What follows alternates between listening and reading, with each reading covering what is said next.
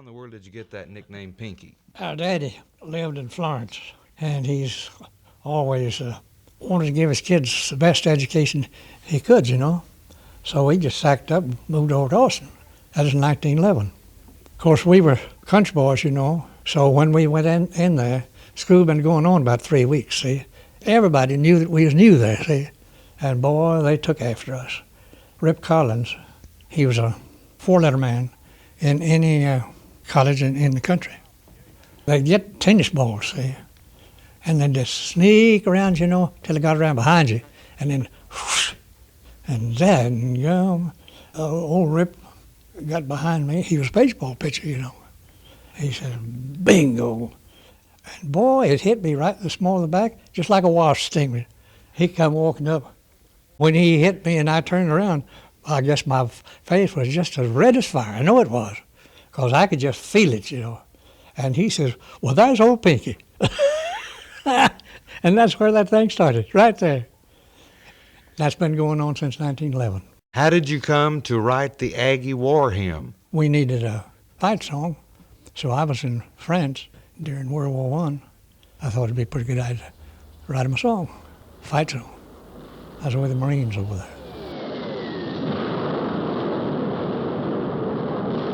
James Vernon Pinky Wilson fought in the largest and deadliest battle of World War I. It occurred in the Argonne Forest of France in the fall of 1918 and was the battle that weakened the German forces to the point of surrender.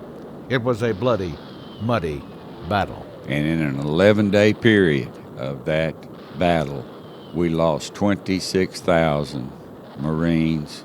We had 100,000 wounded, and over 30% of the 100,000 died before we could get them home or after they got back home. Bill Wilcox of Burnett was Pinky's friend, and Pinky told Bill about some of his war experiences. During that 11-day period, none of our men had a dry stitch of clothes on them. It literally rained the whole time during that battle, and they had nothing to eat. The cantina was drawn by mules and covered wagons, and they were stuck in the mud, and they could not keep up with our troops. We were advancing so fast that they could not keep up. A lot of the 26,000 died from exposure. The main thing we were being attacked with was mustard gas. And when total darkness occurred, our GIs and Marines would send a regiment out on their bellies, crawling through that mud, searching out large artillery holes. And if those artillery holes had any live insects in them, that meant that it was safe to drink because mustard gas had not settled into those artillery holes. And he would go back and tell the rest of the regiment, and they would crawl on their bellies and place their heads down in that muddy water to drink. In the midst of flying bullets and mortar shells, Pinky Wilson took out a letter from home and scribbled down a few words on the back of it. Those words became the Aggie War Hymn, the most famous college fight song in the world. The sound of the artillery made Pinky think of an old A&M yell that had the words "Hullabaloo, connect, connect, hullabaloo, connect, connect" in it.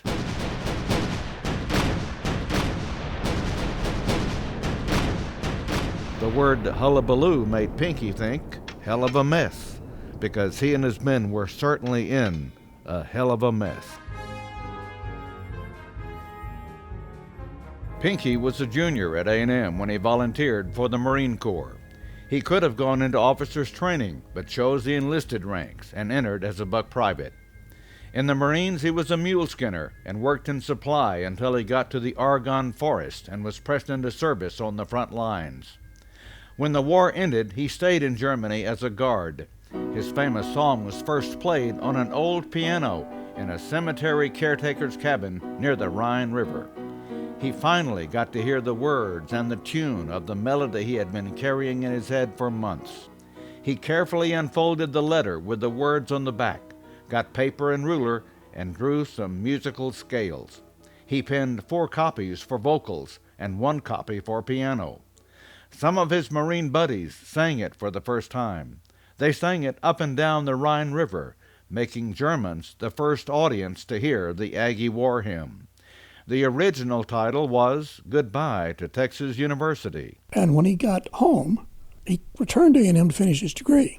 He's listed as graduating in 1920. Dr. Don Powell wrote a history of the Aggie Band. He formed a quartet, and they used to sing the song, which was much slower. It was written as a ballad. And they sang it at a movie theater in downtown Bryan. They'd got them free tickets to the movie, and they sang it intermission, while they were changing the film. And one night in 1920, Yell leaders happened to be there at the movie theater. And they said, there's a contest going on to select a new fight song, or to select an official fight song for A&M. Why don't you jazz this up a little and submit it? And he did, wrote a faster version of it, and it won. It was first sung at a Yale practice in 1920, and the band first played it in 1921, and it's been a fixture ever since. In 1928, some students complained that they didn't want to be glorifying the University of Texas every time, no matter who we were playing. Please write another verse. So he wrote another verse, which is called the first verse. They've attempted to make that part of the song for years, from time to time, trying to promote it, and the Aggies will not accept it. First of all, they say it sounds too much like an Ivy League song. All hail to Texas A&M, we love, all that sort of thing. The real reason is Aggies are tradition-bound. And once you start doing something a certain way, you don't want to change it. They actually played it not on a football game, but on a radio program that was broadcast all over the country. So the Aggie War Hymn got to be famous pretty soon. Several years ago, USA Today said it was the #1 college fight song in the country. On his 81st birthday, Pinky Wilson said, "It simply never occurred to me that song would ever be what it has become. I made no effort to keep the letter on which I had written it." Well, I'm Texas Land Commissioner Jerry Patterson, fighting Texas Aggie class of 1969, and a fan of J.V. Pinky Wilson, another Marine from another war, but nonetheless a guy who was an icon for Texas A&M and will forever be the same. There's several songs that make the hair on the back of my neck stand up, and the Aggie War Hymn, the Marine Corps hymn, are the highest on that list. Hullabaloo, Connect, Connect, when the band goes out on the field, it gets your heart beating and makes you feel like you can whip anybody. Gig 'em, Aggies. Governor Rick Perry said much the same thing. Gig 'em Aggies. Whoop! You think about people who love Texas A&M. Pinky Wilson obviously would be at the top of most people's list. And he went to the graveside of an individual who didn't have any family, and he just thought it would be a very appropriate thing to go and honor this man. He didn't know him, but he didn't realize there wouldn't be anybody there to speak of. And at the conclusion of the short ceremony, the pastor asked, he said, "Is there anyone that would like to say a few words about the deceased?" And Pinky said, "Well," he said, "I don't know who this fella is, but I'd like to say a few words about the beloved Texas A&M." How do you feel when you hear that song? Upon hearing those words, I have yet to not be struck with some size of goosebump, and not too often, but often accompanied with a few tears. It's somewhat hard to explain. I have the same response when I think about my children, when I think about my wife. I think about events in my life that had profound impact. Gig 'em Aggies. When Super Aggie Clayton Williams was asked about the song, he sang it. Hullabaloo, connect, connect. Hullabaloo, connect, connect. Goodbye to Texas University. So long the orange and the white. Good luck to dear old Texas Aggies. They are the boys that got the real old fight. So how's that? Something that's really strong and passionate all the way through at every Aggie event is definitely the Aggie War Hymn. Dr. Larry Bowman, Associate Vice Chancellor at Texas A&M. It's like the national anthem. When you hear that song, you think about so many people have gone before you, so many people that have paved the way for you to be able to learn and to be a success. And you also know that so many that have given their lives and given their time to the United States for its protection. But you also know that they're Aggies, and all Aggies have a very common bond.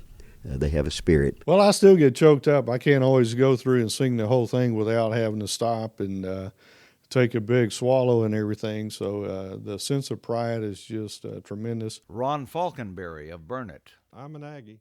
Old Aggies never die.